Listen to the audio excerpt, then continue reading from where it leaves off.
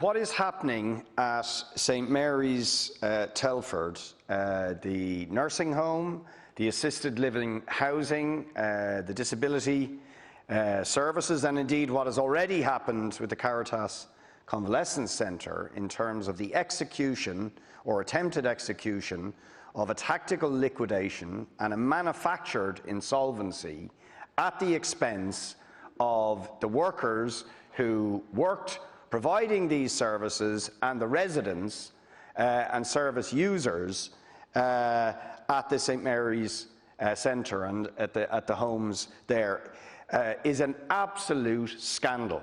And they're watching in now, the residents, because what has gone on there threatens perfectly good and viable services specifically and uniquely provided for people with blindness and visual impairment and disability, an institution that's been operating since 1860, funded by the public, but run by the Sisters of Charity, who have decided, essentially using COVID-19 as a cover, to execute a tactical liquidation. And I mean, just to give you a sense of the feelings of the residents, I'll just read out some of what some of those residents, who've been there in some cases 63 and 72 years, are saying. We want our home back as we knew it. It has been so frightening and threatening having these liquidators here. How would you like it if you had the enemy in your home, your sanctuary? Our home should feel safe and unthreatening. Now it is like a prison. We are afraid to move. I've been here 62 years and my friend has been here 72 years. We've stopped smiling. Instead, we're nervous, cannot sleep, and it is affecting our mental health so much. And they carry on. I haven't got time, but you get the sense of fear, anxiety of these residents, vulnerable elderly women with visual impairment. And they are facing their home and their community being broken up, and then all of the workers who provided those services being simply dumped. Now, the government need to step in and do something about it.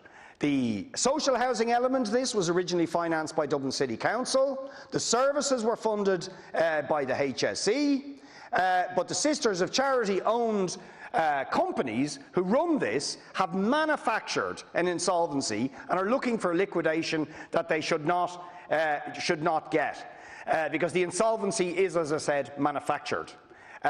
They claim that they have liabilities to refurbish the place to bring it up to certain standards. They claimed that the HSE funding mightn't continue, and that they couldn't afford the redundancies. But the redundancies are only happening because St Mary's triggered the redundancies, which they didn't have to trigger, in a nursing home that actually was COVID-free, was run perfectly well, provides excellent services and a home to these residents, and in a situation where the company has €750,000 in the bank, and where actually, if the redundancies go through, it is going to cost the taxpayer nearly €1 million. So what they are asking is for the government and the HSE to step in and support the application they have now made for an examiner to be brought in order to save the jobs and save the services and stop the trauma and anxiety that is now being inflicted on these vulnerable women. So I ask the government to step in. You have the power. Get the HSE to do the right thing and stop this scurrilous behaviour by the companies owned by the Sisters of Charity. Thank you, Deputy Antanas.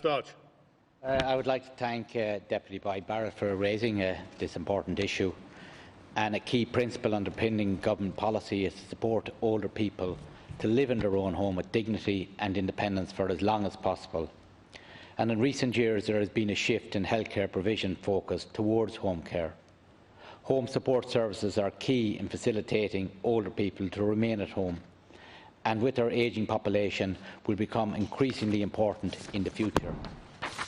There will, of course, always be people whose needs are best met in a residential care setting and other supported housing model like the services provided at St Mary's Telford Nursing Home and Supported Housing. Minister Butler is aware of the difficult decisions taken by the Board of Management of St Mary's Telford, which is owned by the Sisterhood charity, to close. On the 23rd of July, the HSE were advised that St Mary's Telford Limited was placed in voluntary provisional liquidation by order of the High Court at the request of their Board of Directors. The HSE advised that this was not as expected or anticipated action and was contrary to what the Board of Management had advised the HSE up until the previous week. Provisional liquidators were appointed and they contacted the HSE regarding client and staff welfare on the 27th of July. It is understood that HICWA were also aware of this issue. At the time, there were 19 nursing home clients and 22 disability clients in residence at the centre. The HSE have notified the Department that as of the 8th of September there were 22 residents remaining within the service, 3 persons resident in Loyola House and 19 residents remaining within the disability independent living unit and apartments. The HSE is working closely with the provisional liquidators and HICWA to ensure that all remaining clients are adequately and appropriately cared for until the High Court deliberates further on the application to liquidate the company by its Board of Directors. At the High Court hearing on the 8th of September, an application was made on behalf of a group of employees, former employees, residents and their families to consider putting the company into examinership. This matter is due to be heard on the 23rd of September. The HSE remains conscious of the vulnerability of the residents at the centre of the issue, and anxiety and stress and this set of circumstances has caused them and their families, and that through ongoing further engagement it is hoped that such anxiety and stress can be substantially alleviated. The HSE is continuing to provide provisional liquidators to enable care provisions to be maintained for the remaining clients at the centre. The HSE has also engaged on site effective from Thursday, the 3rd of September last, to review the service and is committed to supporting service provision and assistance in respect of client care at the request of the provisional liquidators who are legally fulfilling the role of provider at this point. An independent advocacy service is currently being utilised where residents require and consent to such representations or assistance. And I did, by Barrett, hear your frustrations and the frightening and threatening and the fear and the anxiety of the workers and the patients, and you've asked the government to step in. I understand that the HSE has engaged with the INMO in relation to the staff at St Mary's, and as the staff are not HSE employees, the matter of redundancy is for the liquidator to deal with. Thank you, Minister. Richard Boyd Barrett.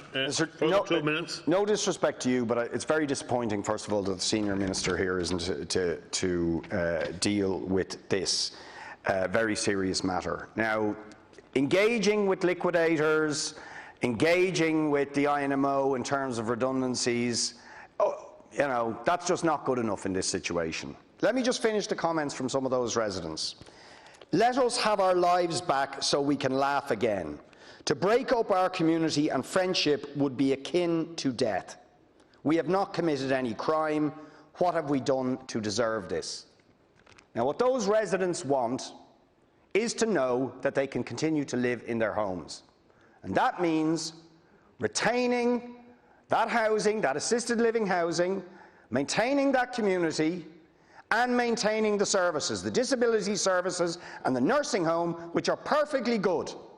And all the HSE has to do is say they will support an examinership. They should not allow a liquidation to go through, which is a tactical liquidation based on a manufactured insolvency.